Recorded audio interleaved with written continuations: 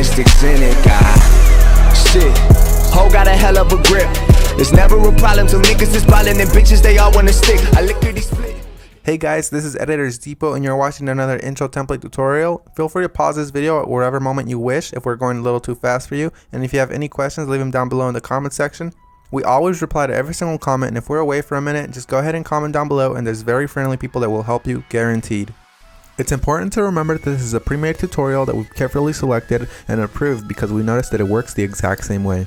If you have any questions, comments, or it's just not working for you, just leave a comment down below and we'll get back to you, guaranteed. Now this tutorial requires both Adobe After Effects and Cinema 4D. You will absolutely require them. If you do not have them, go ahead and visit EditorsDepot.com. We can do any template customization at very affordable prices. Just feel free to select the template you wish and check out with it and detail everything you want on the template. Now that that's out of the way, all you're going to want to do is open up the Cinema 4D file. So here it is, and we already have it open, so I'm going to go ahead and bring it up. And as you can tell, everything is ready to go. All you have to do is replace the text, render, and you're done. Except one little thing, there's sometimes problems that come up with the templates, and I'm going to go ahead and cover them here. Sometimes the audio will be included, and you don't have to worry a bit about that. As you can tell on this template, the audio is included. It's not a problem at all, and sometimes the font is not included. If it's not, all you want to do is of course look for the text layers. They will look a little like this. Select it, and then hit font, and select any font you wish. You can visit designerdepot.net for any font you wish. The first thing you want to do is of course modify one of the text layers. So here it says your. I'm going to go ahead and hover the text after I select it and replace it with editors. I'm going to do the same thing for the second layer behind that one. I'm going to hover the text and write editors. Now that that's done, I'm going to go ahead and render preview. And as you can see, it says editors, everything is 100% fine. You do the exact same thing for the bottom layers. I selected both at the same time. I'm going to replace it with Depot. Once I go ahead and render preview, it looks amazing and I'm happy with it. I'm 100% happy with the colors because it's red and Editors Depot is red, but if you're not happy with the colors, you can simply come down below, double click it, and make any modifications you wish, whether it's make it green, make it blue, or blend it all together and make a little purple. I'm going to go ahead and keep it this way, and I'm going to go ahead and go to my render settings now. Once you're in the render settings, you're going to want to make sure that your width and height is set to 1920 x 1080 if you have a very good computer or decent computer and you have time. If you have a slow computer and you probably don't have that much time, you make sure you set it 1280 by 720. You want to make sure you tick all frames, and then you go to save. You make sure it's as a PNG sequence for a faster render that does not reduce quality at all. And you want to make sure you select file here. Make sure you make a folder for this one render sequence that's alone and empty. Mine is template render, and I'm going to name my every single sequence render. You close that and you begin the render. While it finishes rendering, I'm going to go ahead and open up my Adobe After Effects file and go ahead and get started with that for you guys. As you can see, that says that there's two files missing, so I'm going to go ahead and find them for my computer.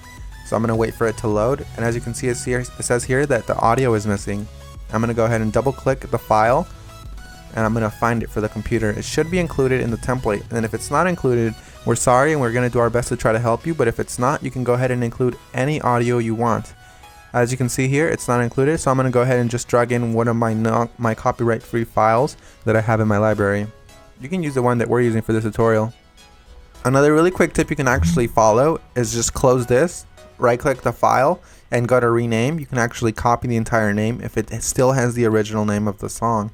Then you go back to YouTube, you paste that there, and you download the file from there. You want to make sure it's copyright free and you're not breaking any laws though. Once you've gone ahead and replaced your song, you're going to want to go ahead and replace the other thing that was missing, which is of course the PNG sequence. It might be a PNG file, .png, or it might be an MP4 file, or anything within those regards, like QuickTime for example. You're going to go ahead and double click it and replace it with your render sequence. I'm going to select the first frame, scroll all the way down just to be safe, and select the last frame. You want to make sure you do the same thing, all while holding shift, so it selects every single one. You make sure you tick on sequence here where it says PNG sequence. You should have that option for Windows as well. You hit open and it will import every single one and it'll make it look like a video. That makes your render much faster and it looks the exact same.